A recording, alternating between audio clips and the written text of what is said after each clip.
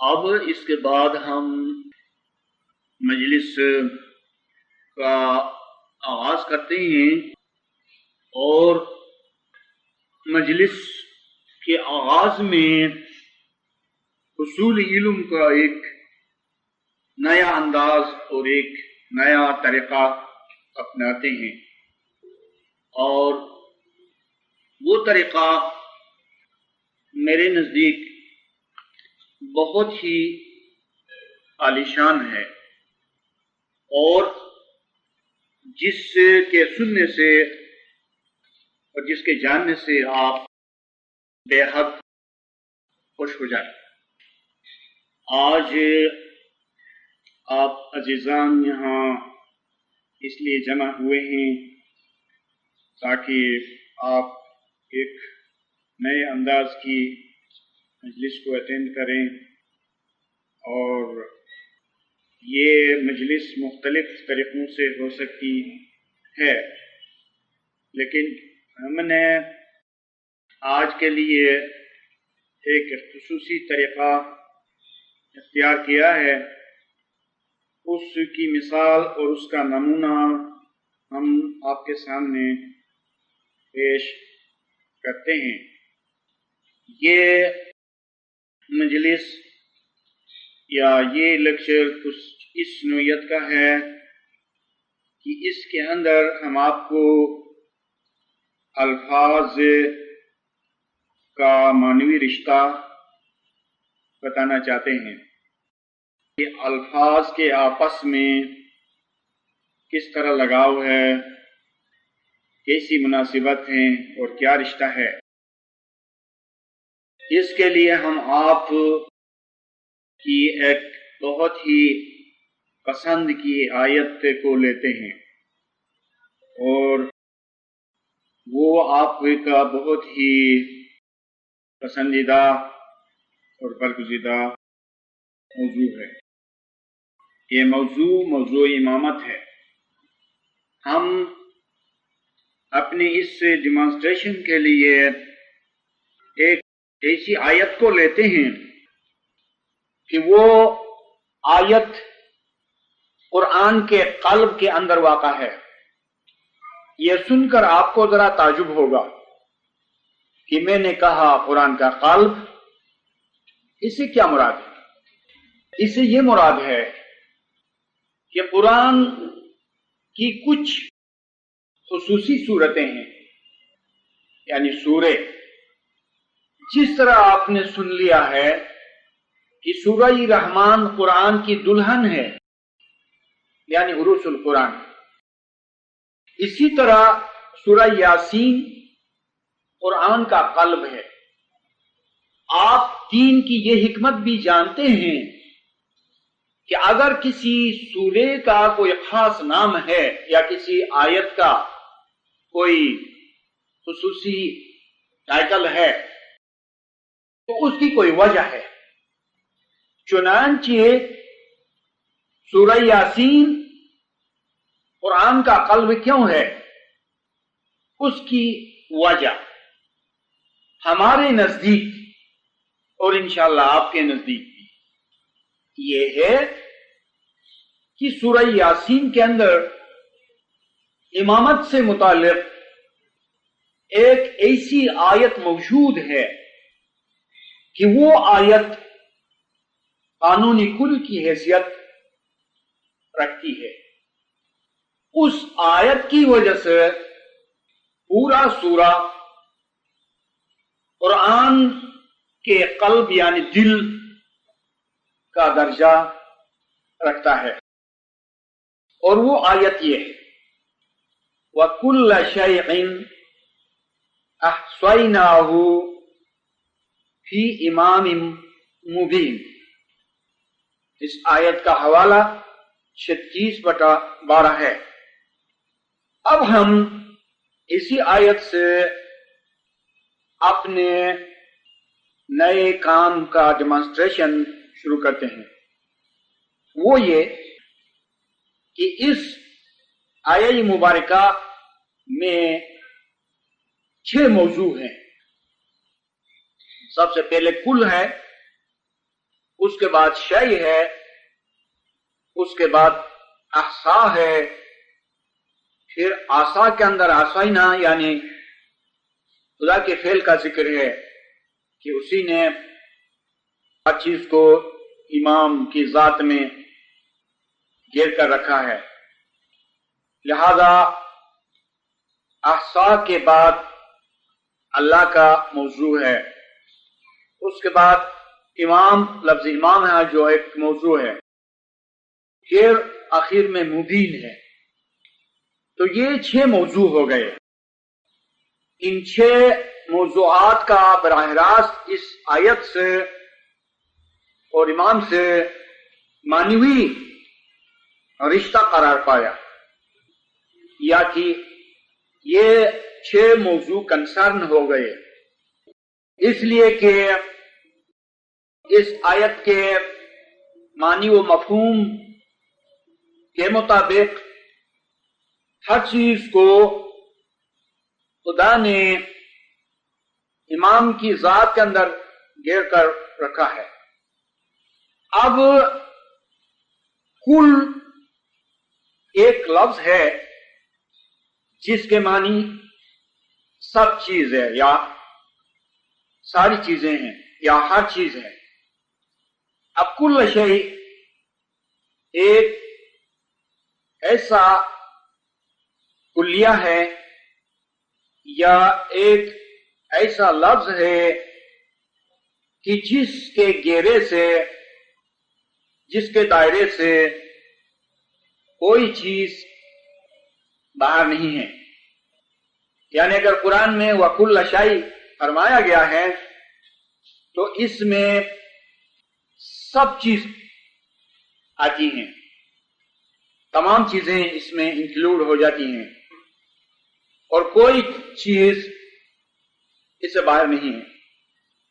اب چیز کے فلسفے پر غور کریں، آیا یہ چیز یعنی مادی چیزیں ہیں، یا روحانی چیزیں ہیں، یا عقلی چیزیں ہیں؟ آیا چیز میں مخلوقات کا بھی ذکر ہے، آسمان زمین کا ذکر ہے، اور کیا؟ میں تو یہ کہوں گا کہ کل شیء ایک ایسا لفظ ہے، مرکب لفظ، کمپاؤنڈ ورڈ، کہ اس میں تمام کائنات و موجودات کی ساری چیزیں آ جاتی ہیں، عقلی چیزیں، روحانی چیزیں، اور ایک طرح سے مادی چیزیں بھی۔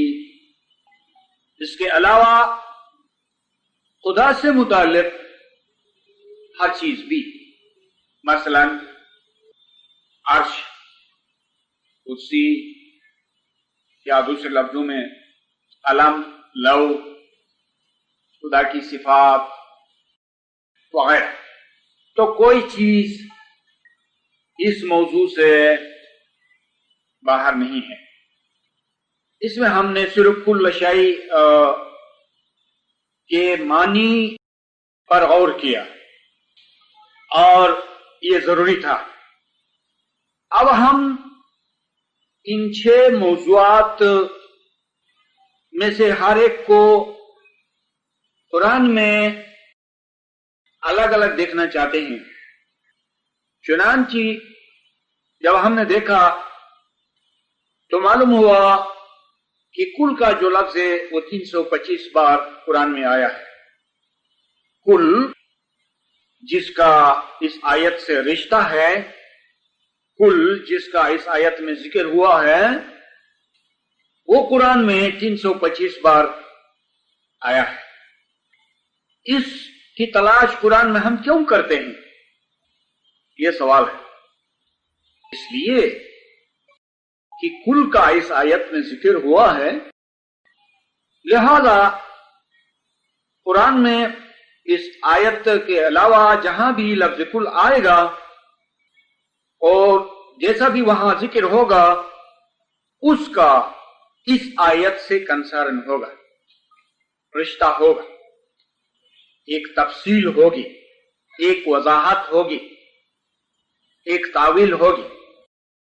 سو کل کا لفظ جس کا اس آیت میں ذکر ہوا تھا، قرآن میں 325 بار آیا ہے. اس کے بعد شیء ہے جو چیز کے لیے آتا ہے. یہ شیء 202 بار ہے. اس کے بعد احصا ہے، یہ صرف 11 دفعہ ہے.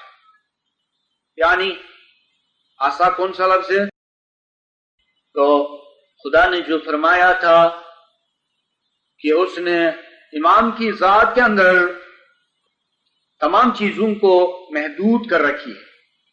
تو یہ لفظ محدود یا کہ گھیرنے کے معنی میں جو احصا ہے وہ کل 11 دفعہ آیا ہے.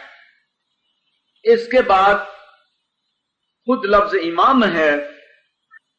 تو یہ لفظ امام قرآن میں ہر طرح سے 12 دفعہ آیا ہے لفظ امام. اس کے بعد مبین کا لفظ تو یہ 106 دفعہ آیا ہے. اس کے بعد لفظ اللہ ہے تو یہ 980 مرتبہ آیا ہے. درمیان میں تھوڑی سی وضاحت کرنے کی ضرورت ہے، وہ یہ کہ ہم نے ان الفاظ کو کیوں لیا؟ اس لیے لیا کہ قرآن کا اصول ہے کہ ایک آیت کے اندر جو بات سمجھ میں نہیں آتی ہے وہ بات دوسری آیت میں سمجھ میں آتی ہے. یعنی کہ ایک آیت دوسری آیت کی تفسیر ہوا کرتی ہے. چنانچہ امام مبین کا کیا مطلب؟ ہو سکتا ہے کہ اتنی کوشش کے باوجود اور اتنے ترجموں کے باوجود ہم نے امام مبین جو اس آیت میں ہے کا ترجمہ اچھی طرح سے نہیں سمجھ لیا ہو، کیونکہ ہم امام مبین کا ترجمہ ظاہر امام کرتے ہیں. اگر مبین کے کچھ اور معنی بھی ہیں تو وہ بھی اس معنی کے ساتھ ساتھ جائز اور مناسب قرار پائیں گے. چنانچہ ہم دیکھتے ہیں قرآن میں مبین کے دوسرے معنی جو ہیں وہ بولنے والے کے ہیں. مبین کے معنی ظاہر کے بھی صحیح ہیں اور مبین کے معنی بولنے کے بھی درست ہیں. بس امام مبین کا مطلب امام ظاہر ہو یا امام مبین کے معنی امام ناطق ہو. امام ناطق کا مطلب یعنی بولنے والا امام. اس سے اسماعیلی کانسیپٹ کی بڑی روشنی کے ساتھ وضاحت ہو جاتی ہے کہ مبین میں بولنے کے معنی ہیں، اور یہ مطلب صاف ہو جاتا ہے جہاں ہمارے دوسرے بھائی امام مبین سے لوح محفوظ مراد لیتے ہیں تو وہاں لفظ امام کے علاوہ مبین سے بھی یہ پتہ چلتا ہے کہ یہ جو چیز ہے وہ بولنے والی چیز ہے، یعنی بولنے والا امام. مگر لوح محفوظ بولنے والی نہیں قرار پا سکتی. لوح محفوظ اپنی ذات میں اگرچہ بولنے والی بھی ہو لیکن اس تک انسانوں کی رسائی نہیں ہوتی ہے، لہذا اس کے بولنے یا نہ بولنے کا کوئی تعین نہیں ہوتا ہے. اور جہاں تک بولنے کے معنی ہیں وہ ایسی چیز سے متعلق ہے جو انسانوں کے ساتھ گفتگو کر سکے اور بول سکے، اور ایسی ہستی امام ہیں جو بولتے ہیں. تو امام مبین کے معنی امام ظاہر کے بھی ہیں اور امام مبین کے معنی امام ناطق یعنی بولنے والے امام کے بھی ہیں. آپ نے دیکھا کہ ہم نے جو یہاں طریقہ اختیار کیا ہے، جو معنوی رشتے کا موضوع ہے اس کو ہم نے اختیار کیا ہے، اس سے علمی طور پر بہت بڑا فائدہ ہوتا ہے۔ ایک تو یہ کہ ہم کو پتہ چلتا ہے کہ امام کی ذات سے ہر چیز وابستہ کس طرح ہے، جس کے لیے خدا نے فرمایا کہ اس نے ہر چیز کو امام سے وابستہ کیا ہے، ہر چیز کو امام کی ذات کے اندر رکھا ہے، امام کے نور کے اندر رکھا ہے۔ تو خدا نے گویا کہ ہر چیز کو امام کے دامن کے ساتھ باندھ لیا ہے۔ جس طرح مثال کے طور پر اس کائنات کے اندر ایک بہت بڑی روشنی کا سرچشمہ ہے اور وہ سورج ہے، آپ اگر حکمت کی نگاہ سے دیکھیں تو مادی طور پر تمام چیز کو سورج سے وابستہ پائیں گے۔ وہ اس طرح کہ اول تو دیکھیں کہ سورج کی کرنیں کس طرح اس وسیع والی اس کائنات میں پھیلی ہوئی ہے۔ اس مثال میں گویا کہ ہر کرن جو ہے وہ سورج سے وابستہ ہے۔ دوسرا یہ کہ آپ دیکھتے ہیں کہ ہر چیز کا جو فائدہ ہے مادی طور پر سورج سے ہے۔ ہر چیز کو روشنی چاہیے، ہر چیز کو ہیٹ گرمی چاہیے، ہر چیز کو رنگ چاہیے، ہر چیز کو انرجی چاہیے۔ اس طرح دنیا کی جتنی چیزیں ہیں وہ ایک ایک رسی کے ساتھ سورج سے بندھی ہوئی ہیں، انرجی کی رسی سے، روشنی کی رسی سے، گرمی کی رسی سے، اور نشوونمائی کی رسی سے، اور حیوانی روح کی رسی سے، تمام چیزیں سورج سے وابستہ ہیں۔ اس کے علاوہ سورج بجائے خود اتنا بڑا نہیں ہے جتنی کی کائنات، لیکن پھر بھی اس چھوٹے سے سورج نے، میں نے چھوٹا یعنی اس سے وسیع کائنات کی نسبت سے کہا، تو اس چھوٹے سے سورج نے کائنات کے ہر چیز کو اپنی ذات کے اندر یعنی اپنی روشنی کے سمندر کے اندر ڈبو لیا ہے، راخ کر لیا ہے۔ تو یہ وَكُلَّ شَيْءٍ أَحْصَيْنَاهُ فِي إِمَامٍ مُبِينٍ کی ایک مادی مثال ہے، جس کو کوئی اہل بصیرت سمجھ سکتا ہے اور باور بھی کر سکتا ہے۔ کوئی بھی سائنسدان اس سے انکار نہیں کرے گا کہ مادی چیزیں جو ہیں وہ سورج سے وابستہ ہیں۔ تو اس کے لیے میں نے دو قسم کی مثال پیش کی۔ ایک تو یہ کہا کہ ہر چیز ایک رسی سے سورج کے ساتھ بندھی ہوئی ہے، اور دوسرے میں نے یہ کہا کہ یہ ساری کائنات روشنی کے سمندر میں ڈوبی ہوئی ہے۔ بالکل اسی طرح سے امام ایک شخصیت ہے، اور ظاہر میں ایسا نہیں ہے کہ امام ایک سمندر ہو اور جس کے اندر ہر چیز ڈوب جائے، اور اس معنی میں کہا جائے کہ خدا نے ہر چیز امام کی ذات کے اندر محدود کر دیا۔ لیکن اس کے باوجود ہاں میں کہہ سکوں گا کہ وہ ایک سمندر ہے۔ کس چیز کا سمندر ہے؟ عقل کا سمندر ہے، علم کا سمندر ہے، اور روح کا سمندر ہے۔ اور پھر میں یہ بھی کہوں کہ وہ جسم لطیف کا سمندر ہے۔ آپ کو یاد ہوگا میں نے کبھی کہا تھا کہ جسم لطیف یعنی آسٹرل باڈی کتنی بڑی ہے۔ میں نے کہا تھا کہ یہ کائنات جتنی بڑی ہے آسٹرل باڈی اتنی بڑی ہے۔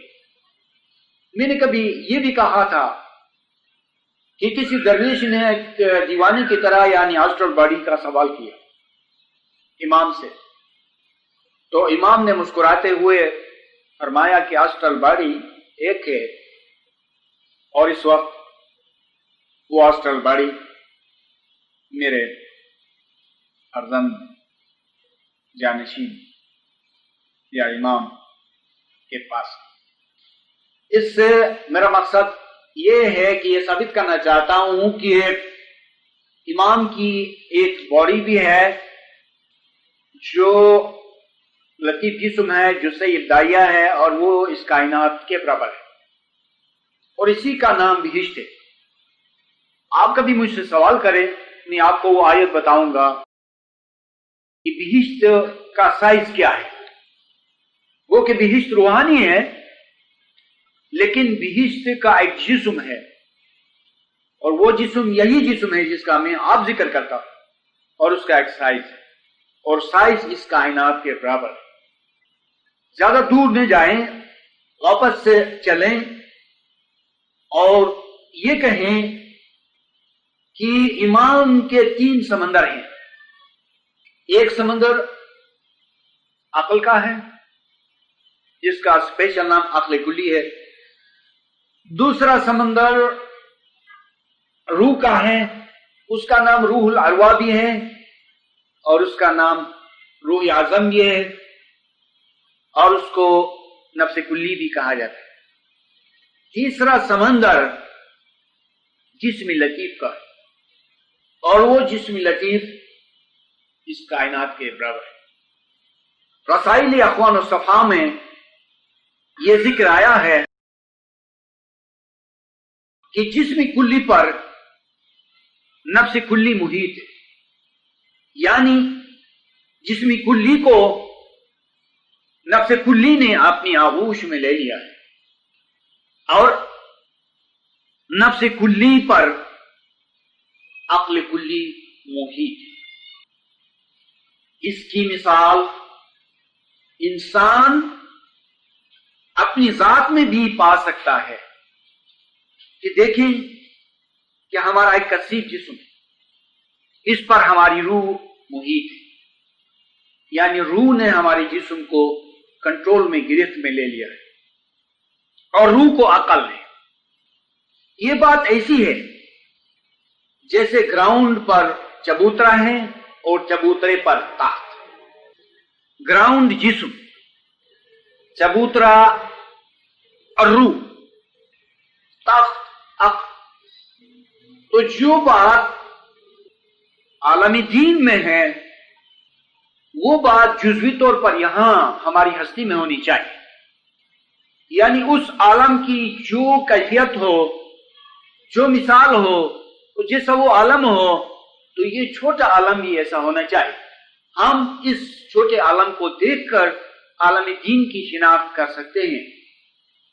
چنانچہ یہاں ایک زمین ہے جو ہمارے جسم، ایک چبوترا ہے، اس کو ڈائس کہیں، سٹیج کہیں اور کرسی کہیں، لیکن کرسی کے لفظ میں آپ کو ذرا الجھن ہوگی۔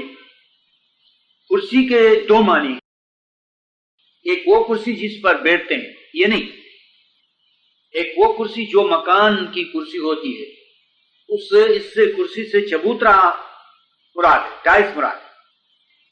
پھر اس کے بعد تخت۔ تو میں نے اپنے جسم کی بات ختم کی، اب عالم دین کی بات کرتا ہوں۔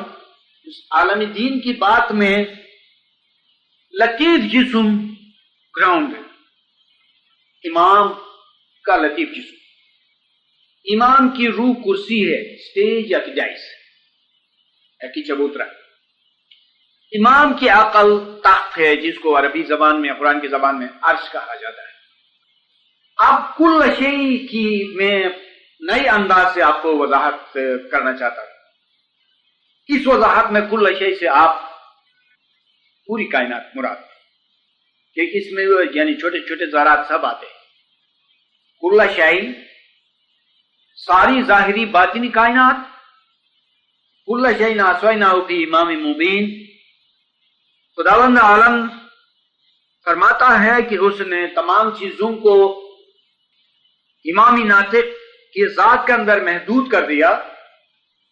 تو یہ صحیح ہے کہ عقل کل امام کی ذات ہے، اس میں نفس کل محدود ہے، نفس کل میں جسم لطیف محدود ہے، اور جسم لطیف میں تمام دنیا کی چیزیں محدود ہیں، تمام چیزیں محدود ہیں اور کوئی چیز اس سے باہر نہیں ہے۔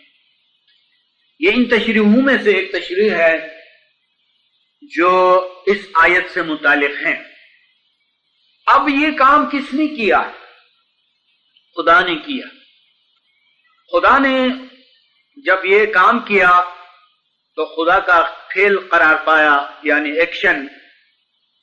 پھر اس آیت سے خدا کا تعلق ہوا کیونکہ اس میں خدا کا فعل پایا جاتا ہے، لہذا ہم نے لفظ اللہ کو لیا جو قرآن کے اندر 980 مرتبہ لفظ اللہ آیا ہے، اور جہاں پر ان تمام جگہوں میں سے جہاں پر لفظ اللہ موجود ہے تو اس میں آپ اس کلیے کو نہ بھولیے گا کہ اسی اللہ نے یہ کام کیا ہے، یہ تمام چیزوں کو امام کے نور کے اندر اس نے محدود کر رکھی ہے۔ تو لفظ اللہ کے علاوہ خدا کے جتنے دوسرے نام ہیں وہ اس موضوع سے الگ نہیں ہو سکتے ہیں، کیونکہ وہ تو اللہ کے نام ہیں، اور اس میں اللہ کے ساتھ ان تمام ناموں کا لگاؤ ہے، بلکہ بعض لوگوں کے مطابق اللہ اس میں ذات ہیں اور دوسرے نام اس میں صفات ہیں، لیکن حقیقت یہ ہے کہ خود اس میں اللہ بھی اس میں علم نہیں ہے، اس میں صفت ہے، اس میں ذات نہیں ہے، کیونکہ یہ الہ سے ہے۔ بہر معنی ہم نے یہ دیکھنا ہے کہ تمام چیزیں معنوی طور پر اس آیت سے کس طرح متعلق ہیں۔ اب جہاں کل شیء کا ذکر آئے گا تو اس میں بھی یہی بات ہوگی۔ مثال کے طور پر ایک آیت میں فرمایا گیا ہے وَإِن مِّن شَيْءٍ إِلَّا عِندَنَا خَزَائِنُهُ وَمَا نُنَزِّلُهُ إِلَّا بِقَدْرٍ مَّعْلُومٍ۔ یہ کل شیء کا دوسرا لفظ ہے، یعنی مترادف ہے، اور کوئی چیز نہیں مگر اس کے خزانے میرے پاس ہیں، اور ہم ان خزانوں میں سے جو چیزیں نازل کرتے ہیں وہ وقت اور مقدار اور حالت اور علم کو دیکھ کے نازل کرتے ہیں۔ دیکھا آپ نے کہ اس آیت کے اندر فرمایا گیا تھا کہ ہر چیز امام کی ذات میں ہے۔ دوسری آیت جو ابھی میں نے آپ کو پڑھ کر سنائی اس میں فرمایا گیا کہ تمام چیزیں خدا کے خزانوں میں ہیں۔ سوال یہ پیدا ہوتا ہے کہ تمام چیزیں خدا کے خزانوں میں ہیں یا کہ تمام چیزیں امام کی ذات کے اندر ہیں؟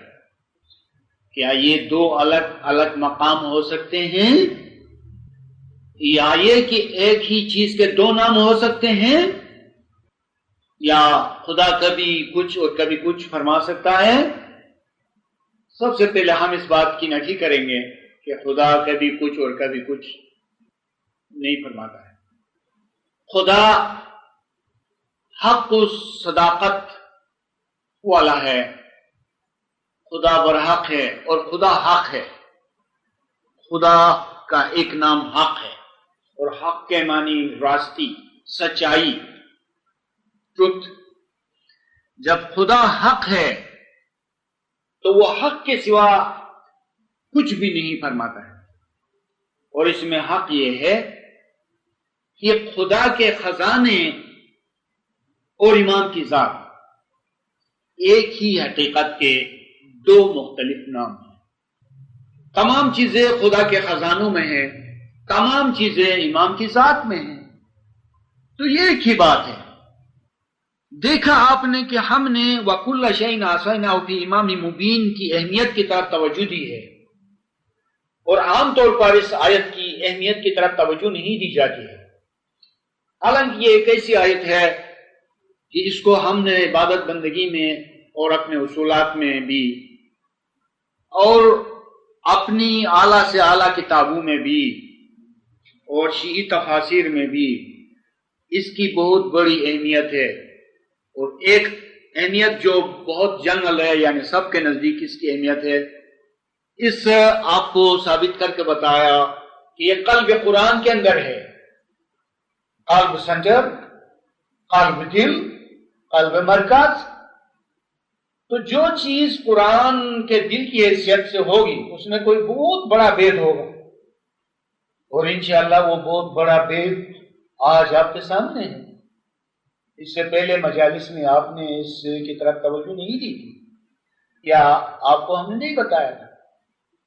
آج بتاتے ہیں کہ قرآن کا ایک دل ہے، جس طرح انسان کا ایک دل ہے، اور دل کی بہت بڑی اہمیت ہوتی ہے. اور قرآن کے دل میں کیا راز ہے؟ اس انسان کے دل کا ذکر اس لیے آتا ہے کہ کوئی بات پوشیدہ ہوتی ہے، کوئی بھید ہوتا ہے، جس کو عربی میں سر کہتے ہیں، اور جمع اسرار ہے.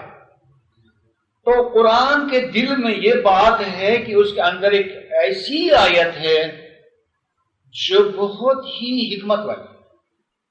اب جس طرح اس قرآن کے اندر ہم کو کانسیپٹ دیا گیا، تصور دیا گیا، اصول ہم کو دیا گیا کہ ہر چیز امام کی ذات کے اندر ہے، تو ذرا ہم اس کو مانتے ہوئے قرآن کی طرف جا کے تجربہ کریں کہ قرآن کے اندر جو ہر چیز ہے وہ کس طرح امام کی ذات کے اندر ہے.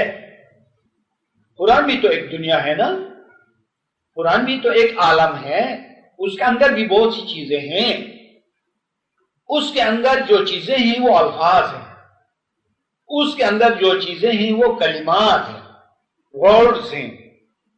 اس کے اندر جو چیزیں ہیں وہ معنی ہیں، اس کے اندر جو چیزیں ہیں وہ حکمتیں ہیں، اس کے اندر جو چیزیں ہیں وہ بید ہیں.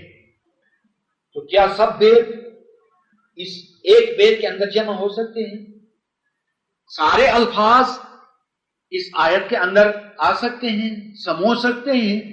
اسی کے لیے ہم کوشش کر رہے ہیں اور دیکھ رہے ہیں. تو اس میں کیا تعجب ہے؟ سب سے بڑا ورڈ جو ہے اللہ ہے، اور اللہ کو اس لفظ کے ساتھ ہم نے متعلق پایا، کنسرنڈ پایا. وہ یہ کہ آسوائناہو کا جو ایکشن ہے وہ اللہ نے کیا، اللہ نے کیا ہے.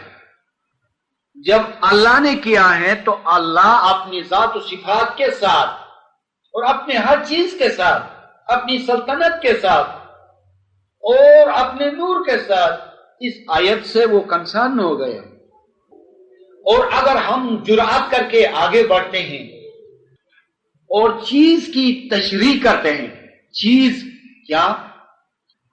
خدا کی صفات کا نام بھی چیز ہو سکتا ہے، خدا کا نور بھی چیز ہے، خدا کا دیدار بھی چیز ہے، خدا کی معرفت بھی چیز ہے، خدا کا عرش بھی چیز ہے، خدا کی کرسی بھی چیز ہے، ازل ابد یہ بھی چیزیں ہیں، خدا کا قول بھی چیز ہے، قرآن بھی چیز ہے، آیات بھی چیز ہیں. تو ہم جتنے بھی سوالات کریں گے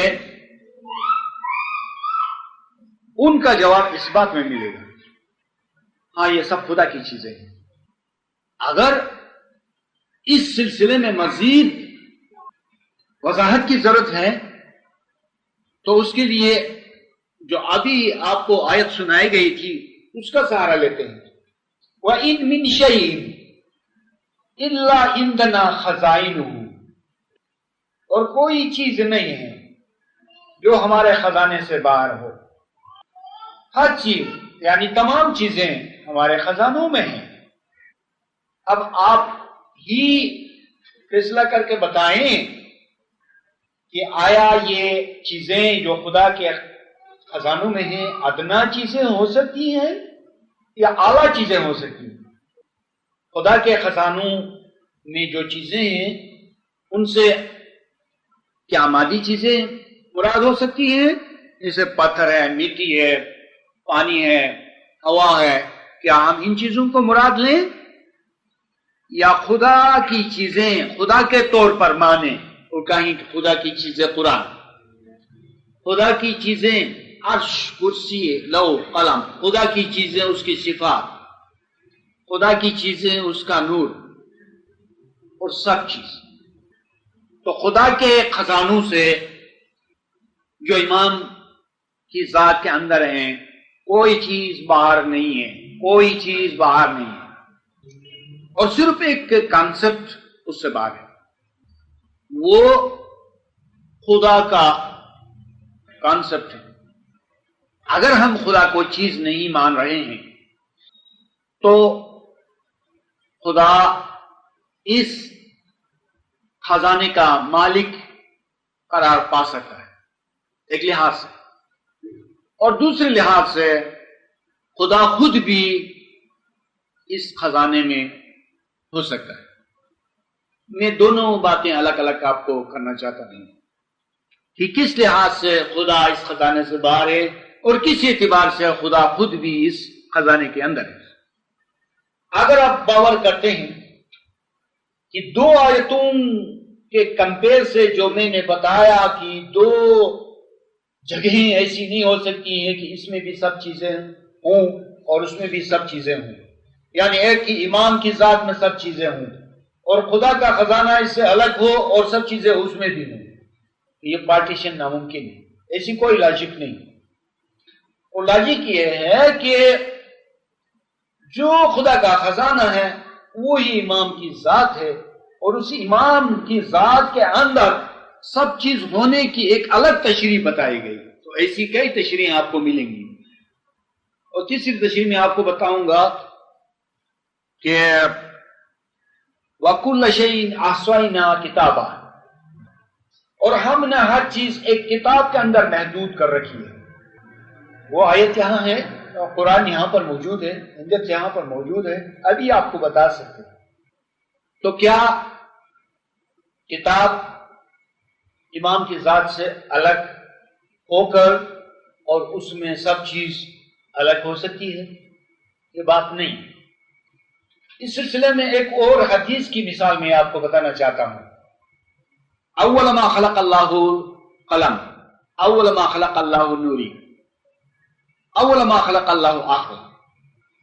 تو رسول نے تین چیزوں کا ذکر کیا اور ان میں سے ہر چیز کے بارے میں الگ الگ بتایا کہ سب سے پہلے خدا نے قلم پیدا کیا، پھر فرمایا کہ سب سے پہلے خدا نے عقل پیدا کی، پھر فرمایا کہ سب سے پہلے خدا نے میرے نور کو پیدا کیا. تو تین چیزیں فاسٹ تو نہیں ہو سکتی ہیں نا. آپ کسی کھیل میں یا کسی کمپٹیشن میں ججنگ کرتے ہیں تو کس طرح آپ تین کو ایک ساتھ یعنی فرسٹ قرار دے سکتے ہیں؟ یہ تو بات ناممکن ہے. اس کا مطلب یہ ہوا کہ عقل کہیں، قلم کہیں اور نور محمد کہیں تو ایک ہی چیز کے تین نام. اس کی وضاحت ہم نے کسی کتاب میں کی ہے، وہ کتاب آپ کو معلوم ہے، وہ سلسلہ نور امامت ہے. تو آئیے لوٹ کر قرآن میں بھی یہ بات ہے، کتاب میں سب چیز ہے، ٹھیک ہے، کتاب امام کی ذات ہے. خدا کے خزانوں میں سب چیزیں ہیں، ٹھیک ہے، اور امام کی ذات خدا کا خزانہ ہے. اب واپس آئیے، سوال کہاں سے پیدا ہوا تھا؟ سوال مجھے یاد ہے یہ پیدا ہوا تھا، اور جو کہا گیا تھا کہ آیا خدا اس خزانے سے باہر ہے یا خدا اس خزانے کے اندر ہے یا خدا خود یہ خزانہ ہے. یہ بہت یعنی بڑا فیصلہ ہے، بہت بڑا راز بھی ہے. کیا ہم حدیث قدسی کو باور کریں گے یا نہیں کریں گے؟ ضرور باور کریں گے. کیا آپ کو یاد نہیں ہے کہ ہم بار بار کہتے ہیں کہ خدا نے فرمایا ہے کہ جو اس کو پہچانے گا اس کے لیے خدا ایک بڑے خزانے کے طور پر ملے گا.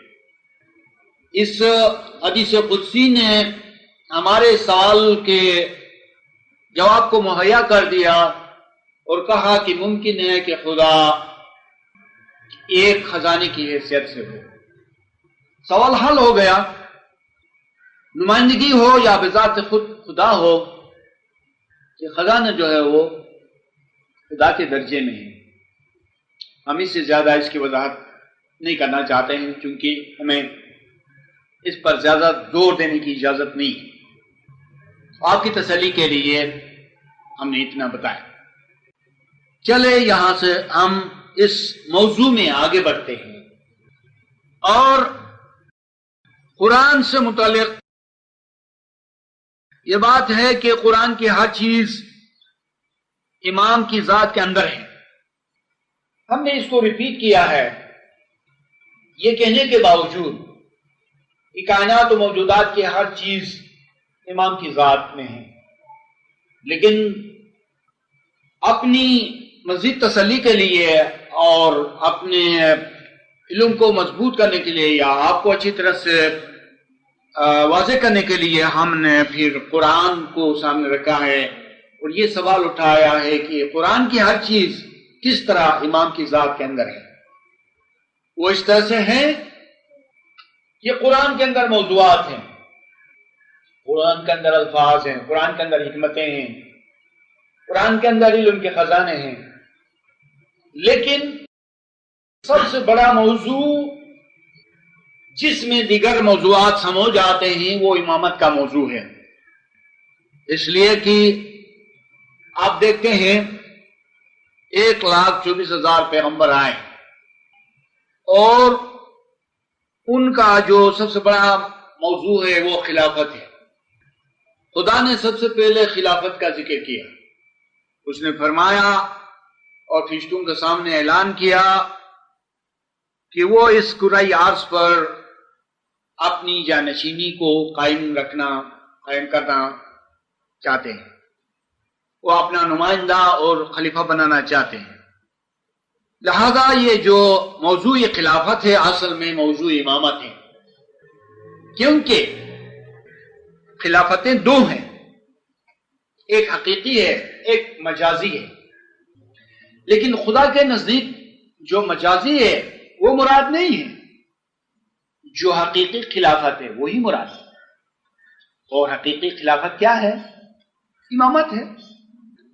جس طرح آپ دیکھتے ہیں کہ ایک موضوع جو ہے دوسرے موضوع میں بدل جاتا ہے، جس طرح قلم کے معنی نور کے ہوتے ہیں اور نور کے معنی عقل کے ہوتے ہیں، جس طرح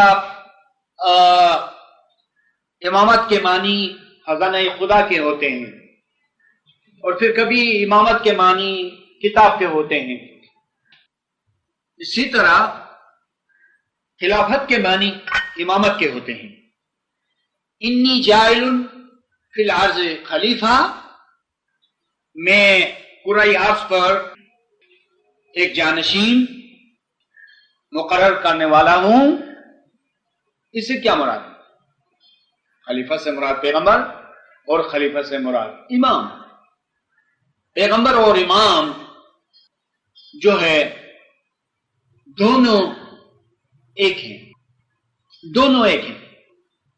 یہ بادشاہ اور وزیر کی طرح ہے، بادشاہ اور وزیر کو ملائیں تو بادشاہت بنتی ہے، پیغمبر اور امام کو ملائیں تو خلافت بنتی ہے اور امامت بنتی ہے۔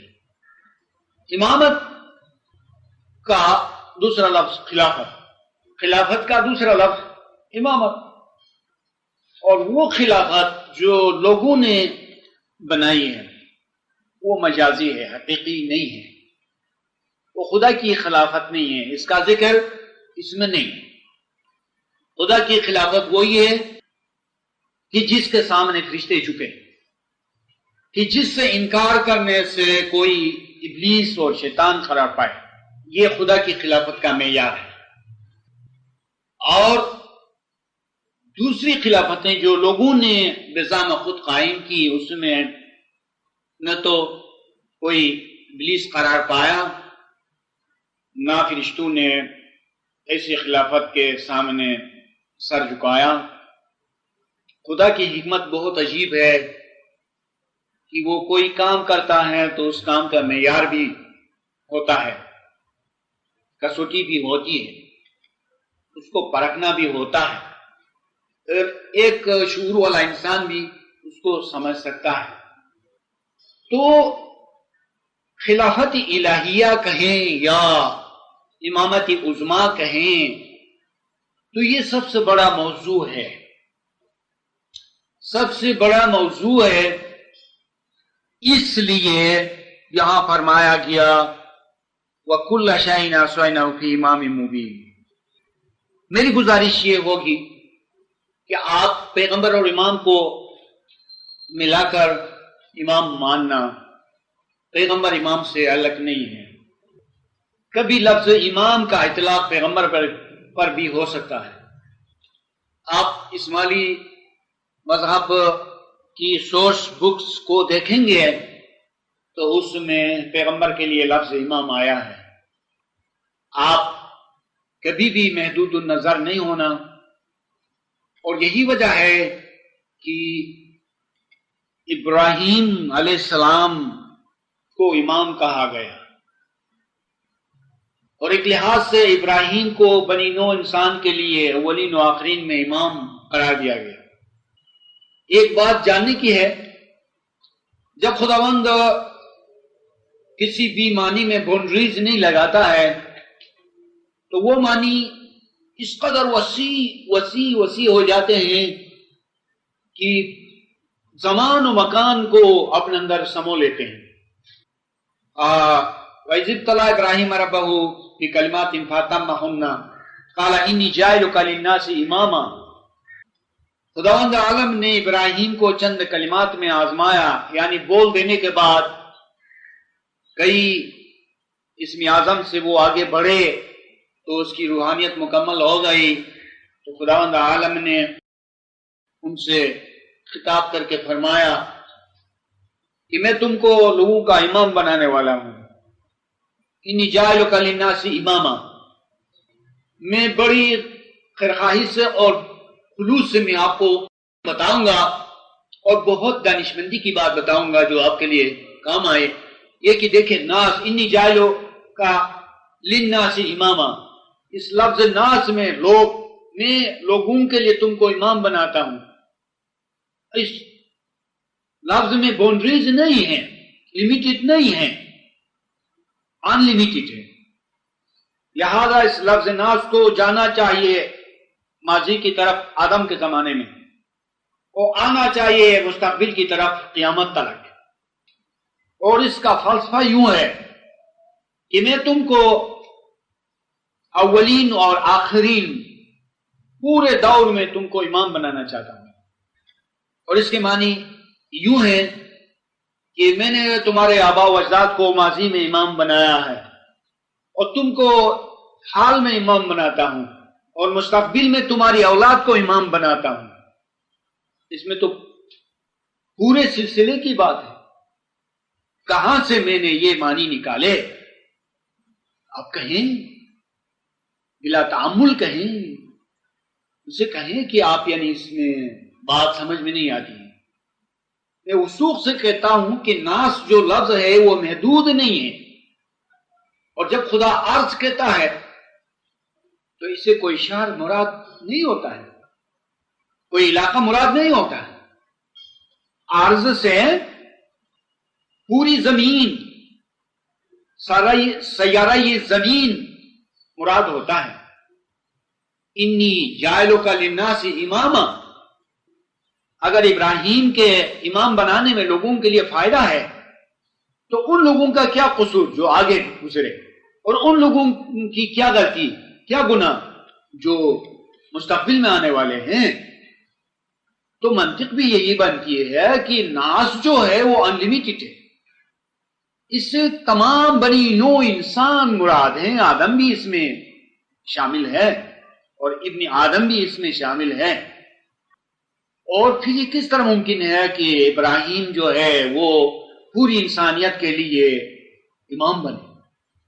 اس طرح ممکن ہے، اس طرح ممکن ہے کہ ابراہیم کے آباء و اجداد امام تھے لوگوں کے لیے، ابراہیم اپنی زندگی میں امام تھے، اور ابراہیم کی نسل سے قیامت تک امامت کا سلسلہ چلا ہے۔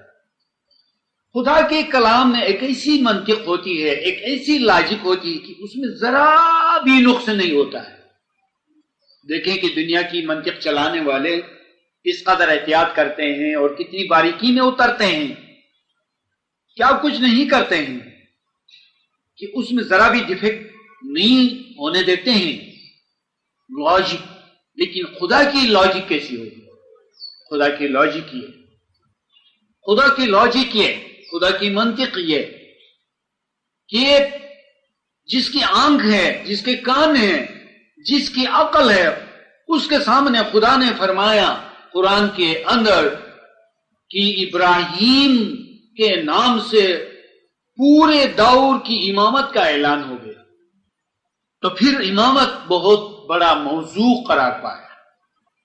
میں اس آیت کے ربط سے باہر نہیں ہوں.